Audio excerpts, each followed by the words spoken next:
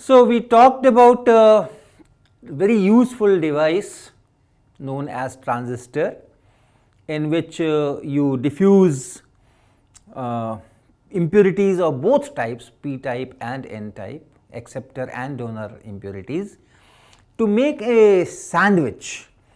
P type is sandwiched between two n types, or n type is sandwiched between two p types. And this device becomes very useful for applications. So, I talked about some of the nomenclatures, some of the geometrical parameters, some of the doping parameters. So, essentially we have three parts, three units or three terminals, let us say. The symbol is like this. You have a line here, a line here, a line here with an arrow, and these are the connecting points. These are the connecting points from where you have those leads coming out, and this one is definitely base, this one is collector, and this one is emitter. And this is NPN transistor. This is NPN transistor because your arrow is like this. Arrow gives you the direction in which, if base emitter junction is forward biased, current flows. So, that should be P to N. So, if the arrow is in this direction, that means this is P and this is N, and therefore, this is also N. So, it is NPN. And for PNP, it is a reverse, you know that. For PNP, the arrow will be like this. So, once again, this is base, this is emitter, and this is collector, and this is PNP. So, the guiding principle was, in the normal operations, this base emitter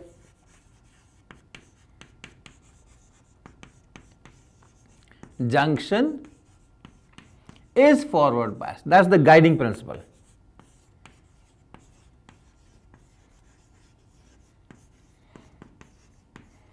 And now, let me also add what happens at this base collector junction. The other junction is at the base and collector. This here PN junction, or here this is base, this is collector, this is PNP. So, this is P and this is N. So, this is base collector junction. So, what happens here? Base collector, how do we connect that? So, in normal operations, base collector junction is reversed bias.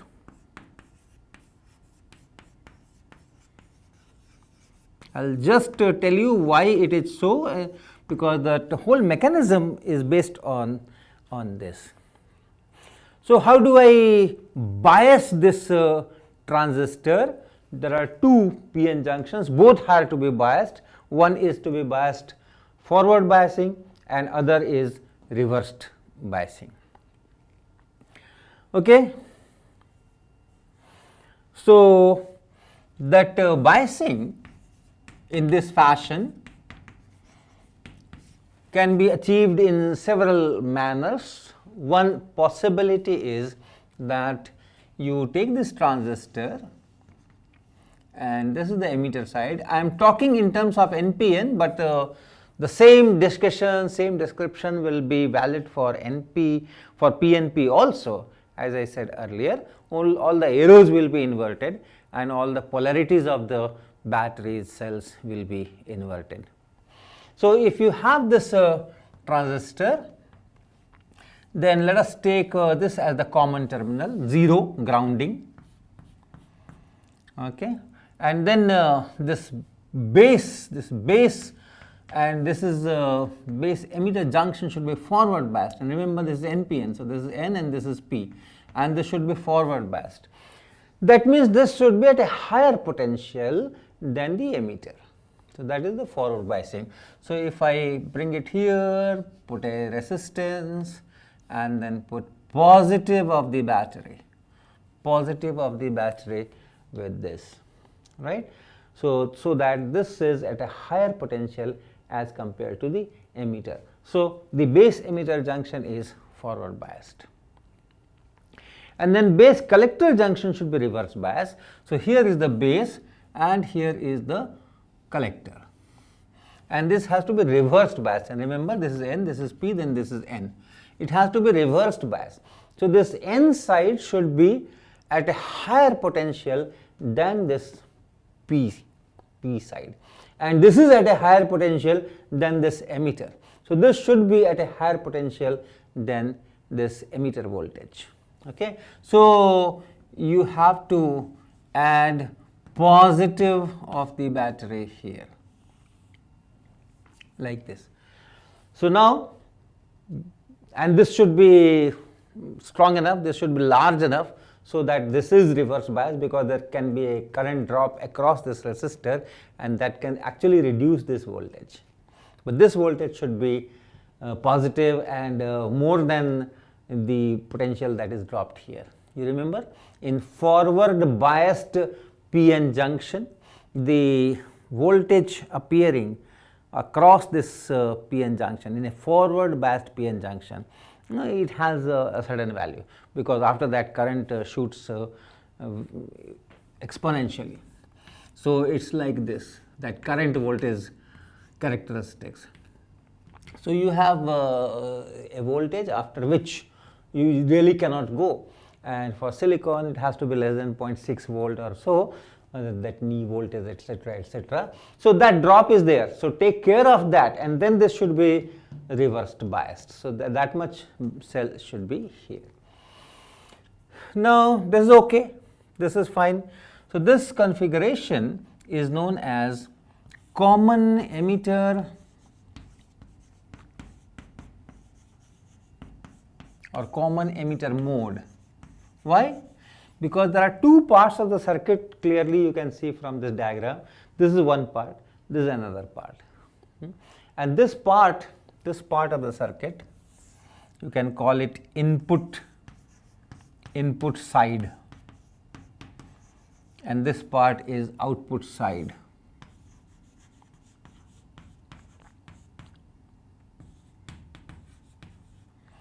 Right, and this emitter is common to both of them. For this circuit also the emitter is coming into picture, for this circuit also emitter is coming into picture. So it is common emitter mode, and many of the applications which we will be dealing with in this course will be in this mode, common emitter mode. You can also have other modes, common base mode for example.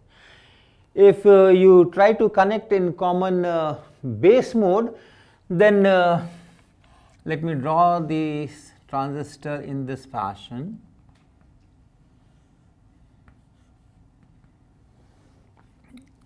Okay, so this is the transistor, and because I want to make all my voltage etc. below the symbol, that's why I rotated it by 90 degrees, and this is the base, and this is NPN transistor. So this is N, and this is P, and this is N. So base emitter, this is base emitter, base and emitter, this should be forward biased. So if I take it here, then this should be at a higher voltage, this P should be at a higher voltage, and this N should be at a lower voltage. So if I take it from here and then take a resistance, I should put negative of the cell here and positive of the cell here, and then connect. So this will ensure that this emitter, which is N type in this NPN transistor, is at a lower voltage as compared to this base, and this is forward biased. On the other side, this should be reverse bias, this base collector should be reversed bias, and this is N. So this N should be at a higher voltage as compared to this, and so if you put a resistance here and a battery here, this should be positive here and negative here. Okay, you can call it ground, you can call it ground, and so on. So this is common base mode, right? Then you have some nomenclatures for the cells and the currents. These are the cells, these are the batteries, these are the voltages that is used for biasing. For these you have certain symbols. Here in this diagram, this is emitter and this is collector, and this side is that collector side. So this voltage difference is known as VCC. V and then double C, twice C in the subscript capital. And this one, this voltage which is here, that is written as VBB.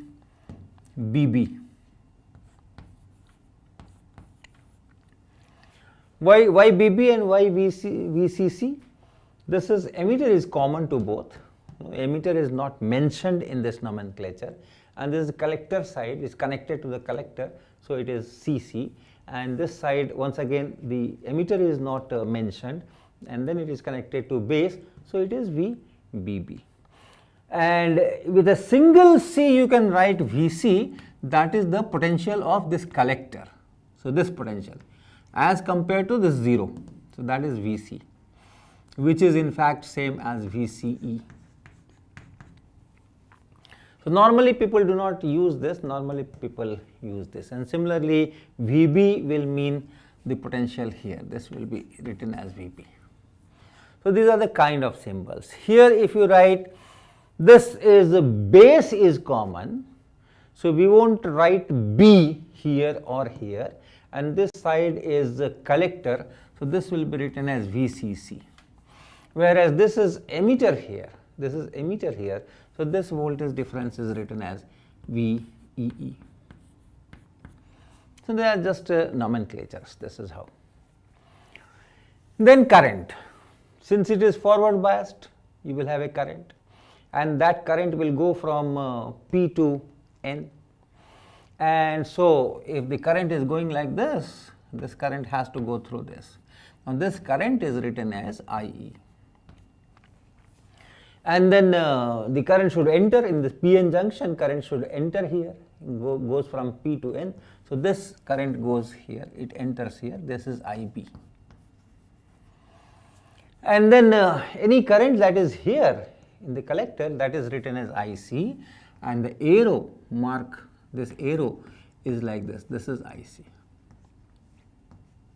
Okay, remember this is reversed bias, and then the current will be of this type. So these are the symbols, and if this is IB, you can see that this is just a series circuit, and so the current here should also be IB. And similarly, if this is IC and this whole thing is series, so you should have an IC out here. This IB is like this. Right? This current, the current which goes in this direction, that only goes through this and then reaches here. Similarly, the current which goes like this, that only goes and reaches here. So it is like this. You can apply Kirchhoff's junction rule at this point, and you can see that IE is equal to IB plus IC. Here also the same story here also. This is emitter, so this current will be IE, this current will be IE. And since this is PN junction, so the current will go into P and then N in this junction. So you will have IB here and then IC, okay, then IC. So what you see, this IC current must have gone from here, IC, because this is one series and this IE is one series. So this IE will go like this. So once again you can see that this IE is equal to IC and plus IB. So the same IE equal to IB plus IC is there.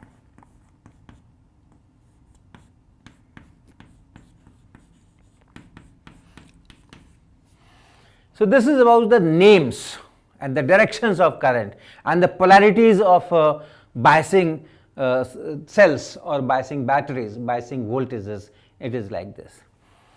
And now I will be talking of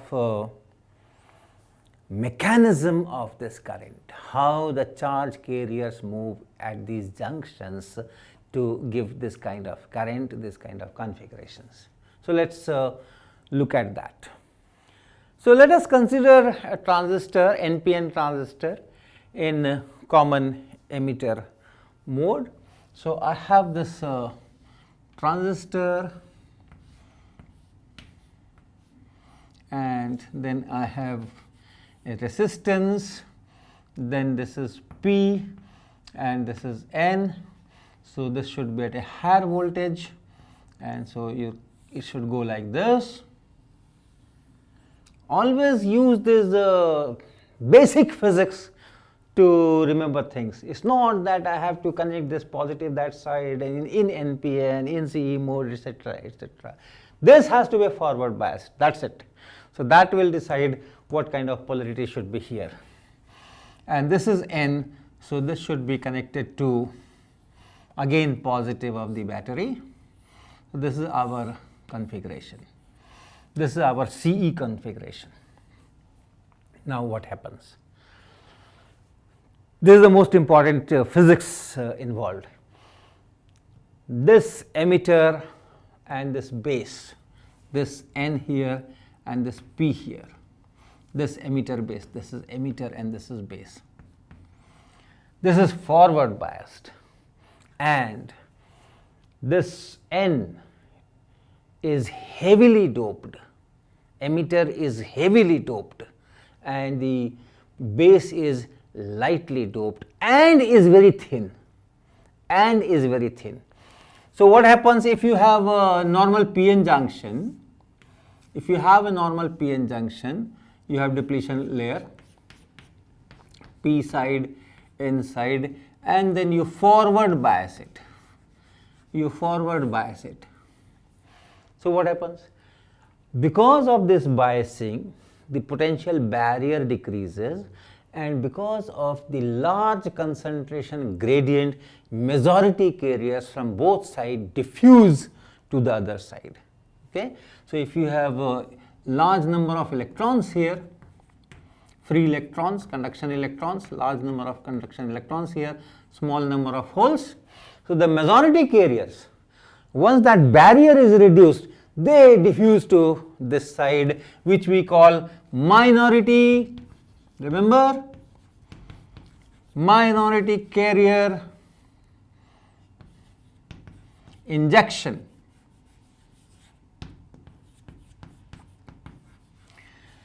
Because here they are majority, but when they diffuse through this depletion region and come to this side, if these electrons come to this side, they are minorities. This is P side. Electrons are minority carriers. So, a lot of minority carriers are injected from this N side into this P side. And what do these electrons do? Here you have large number of holes, So, if this length is sufficient, if this space is there, if the electrons take considerable time traveling from this to this, in between many of them will recombine with the holes here. They will combine with the holes here, and that electron hole pair will be vanished. And if an electron hole pair combines, the electron is coming from here, but the hole which was there for all that charge distribution, charge neutrality, electric field, potential, this battery will maintain all those things as a function of time. So, if this hole is filled, a new hole should be created somewhere to maintain that charge balance.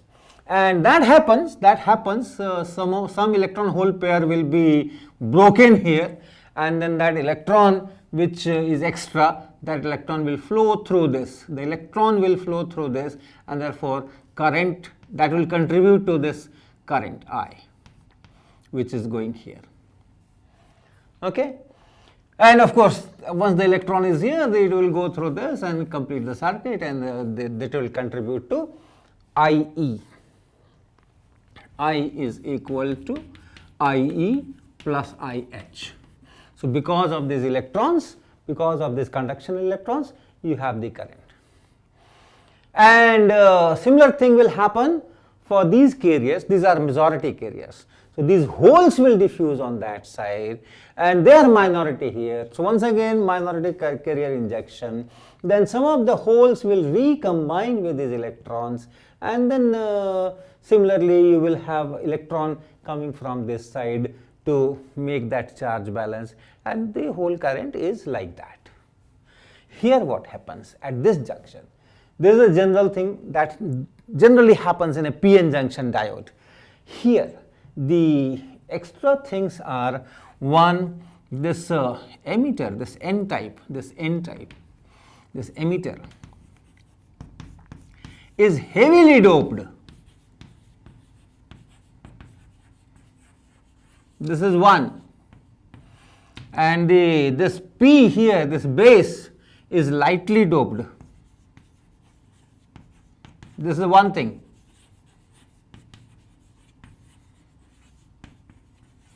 And the other thing is this base is very thin, and after that you have this another PN junction. Which PN junction? Base collector. Base collector junction is right there. So now the situation is something like this. First let us think of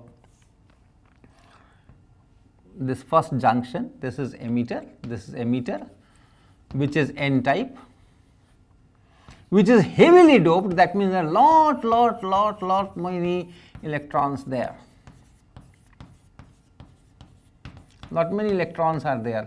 Very small number of holes. Remember, Ne into NH is Ni square. Okay, Ne into NH is Ni square. So if one is very large, the other is very small. That is one. And on this P side, on this base side, let me show this base here. It's not this big. So this is that base which is P-type. It is lightly doped. That means even the majority carriers don't have large density as compared to this. In P-type H, these holes are the majority carriers, but it's lightly doped. And therefore, in this IE and IH, it will be dominated by the electrons. It will be dominated by the electrons, and this current which is there, this current will be primarily because of this electron injection here. So this IE which is here, this IE is primarily because of those electrons which are injected. So electrons are going this way and current is going that way. So that's one thing. Second thing is base is very thin.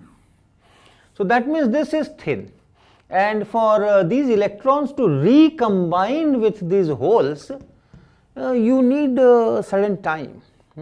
They come and they move, and then they combine with those holes.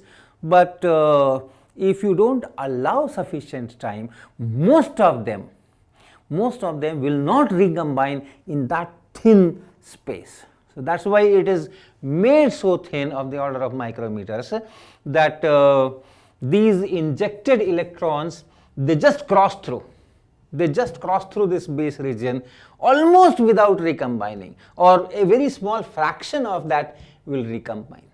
If it recombines, remember this is biased, so you have this positive and this negative here. So then this mechanism will take place. The current will go like a PN junction. Whenever there is a recombination, wherever this electron comes here, and then in P region it recombines, then you do have a current, corresponding current, just like this. Okay, so this IB, the current in this base region, that is because of this recombination, but that probability of recombination is very small because of this low thickness, because of this fact that base is very thin. So the result is recombination probability is small.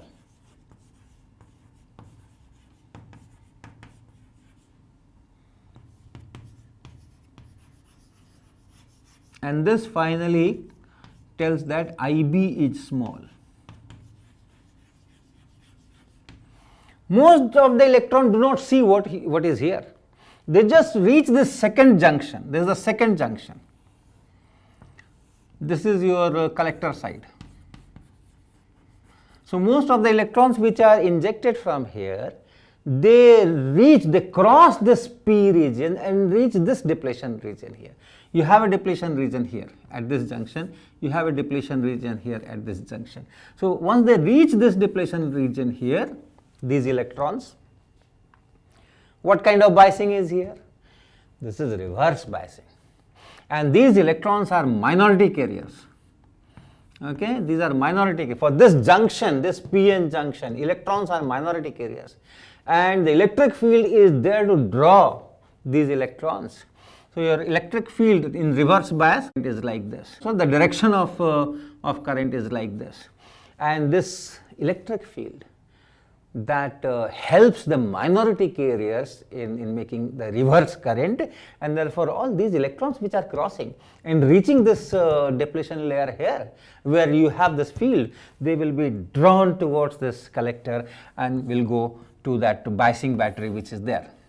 This is P, this is N, so you should have positive here, whatever resistances and all that. Okay, it's connected here, but anyway the potential difference is there. Right? So what is the picture now? The picture now is this emitter has injected lots of conduction electrons into this base, but the base region is very thin. These electrons cross over that base region and reach the depletion layer of this base collector junction, and that collector is waiting for these electrons with a strong electric fields to attract, and these electrons are attracted and these electrons go through that collector, and that makes the current IC. Okay, so this is IC. Since the electrons are going this way, your current is in this direction. Okay? And the electrons are going this way, some of them which recombine, corresponding to that you have a small current in the base, and that electrons are going this way, so the current is this way. The same picture, IB and then IC, and this IB will be like that, and then this IC will be like that, and IE will be equal to IB and plus IC, so that picture. So this is the mechanism. So you have to very clearly understand that the current in the transistor circuit is crucially, and that is why the transistor is made in that fashion. It crucially depends on the thickness of this layer, the sandwiched base layer, and the level of doping, the concentration of doping in emitter and in this base, and then of course the reverse biasing and forward biasing and all that. So this is how the current goes. All right. So once you understand this mechanism of how current goes from the emitter into the base, and how most of it goes into the collector and part of it goes into this base circuit, then we can go ahead and discuss what kind of biasing, what kind of resistances will give what kind of output currents, collector current and things like that. So how the parameters of transistors will be defined, and how the biasing will control the currents, and what we can do with this kind of situations, all those things can be discussed once we understand this physics of injection of carriers from emitter to base, and then why the thin is made so thin. It's made so thin because we want most of it to get transferred to the collector side, and only small part should go into the base side and all those things. So that physics we have discussed today, and our next lecture will be on studying the effect of biasing, magnitudes of biasing, how much biasing we should give, and what kind of applications we can generate from that.